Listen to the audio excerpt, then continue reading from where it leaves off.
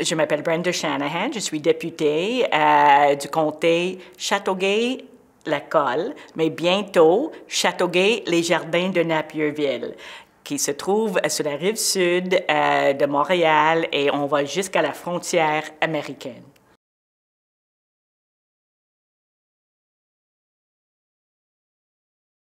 Donc, pourquoi je me suis portée comme candidate aux élections?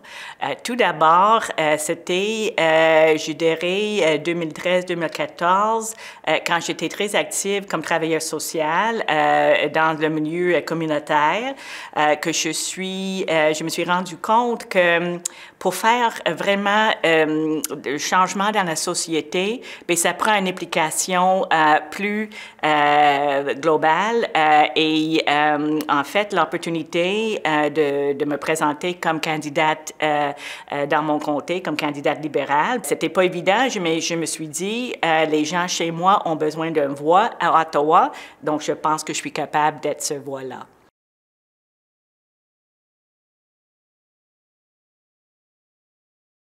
Ah bon, donc là, ma plus grande fierté comme députée, c'est justement quelque chose que j'ai appris durant ma tournée dans mon comté, qui est à l'époque, c'était Châteauguay-Lacolle, c'est-à-dire que la municipalité de Lacolle n'était même pas dans notre circonscription.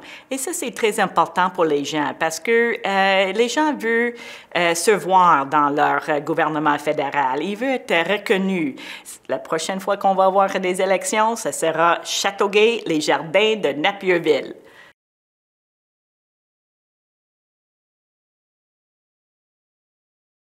Qu'est-ce qui me motive de me rendre au travail tous les jours? Très bonne question. Le fait que je représente les citoyens et citoyennes chez moi, c'est ça qui me donne la force là, de me lever à tous les jours puis de dire, bien là, j'ai consulté avec mes citoyens et citoyennes, surtout des intervenants communautaires dans le monde d'affaires, dans le monde d'éducation, dans le monde de la justice sociale. Je sais qu'est-ce que les gens veulent de moi, donc je m'engage là de lutter pour eux à tous les jours.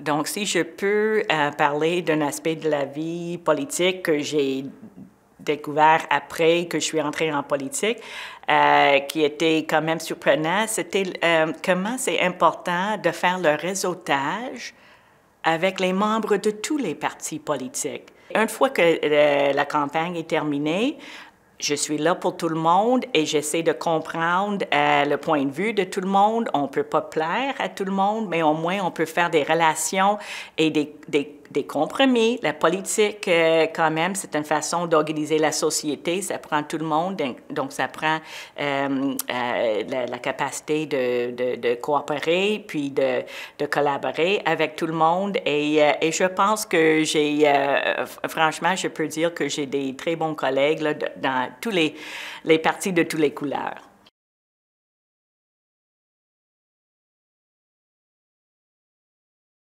Donc, un projet en particulier, c'était justement de reconnaître le fameux Thomas D'Arcy McGee, qui était un des pères de la Confédération, qui a changé de parti là, comme 3-4 fois dans sa vie, dans sa carrière. C'était vraiment un caractère très coloré. On était capable de reconnaître le fameux Thomas D'Arcy McGee tout ensemble.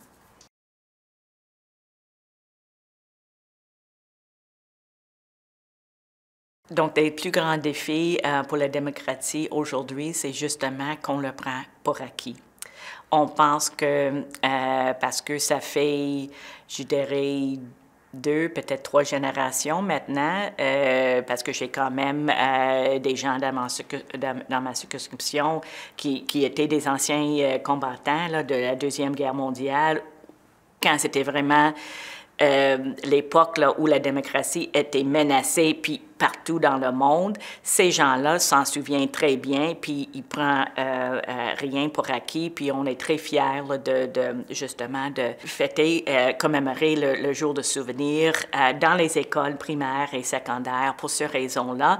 Mais je veux pas que ça soit quelque chose comme « Oh, ça c'était l'autre fois, ça peut pas arriver aujourd'hui ». Non, je regrette.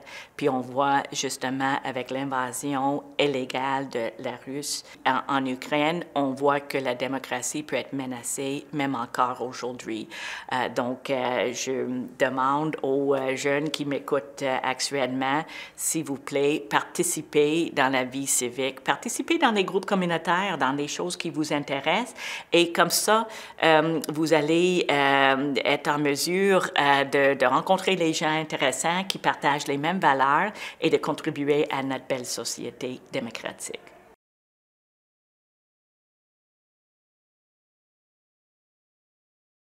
Qu'est-ce qui me donne l'espoir pour la prochaine génération? Puis j'en ai des nièces et neveux là, qui sont quand même actives dans leurs écoles.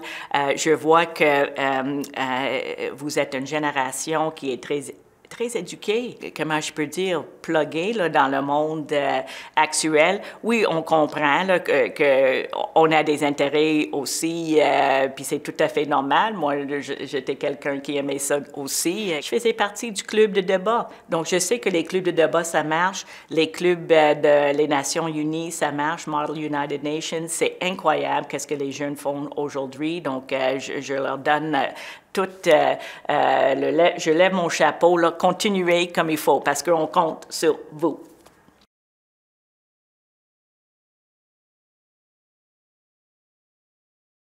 OK, donc un conseil que je peux donner à moi à 16 ans,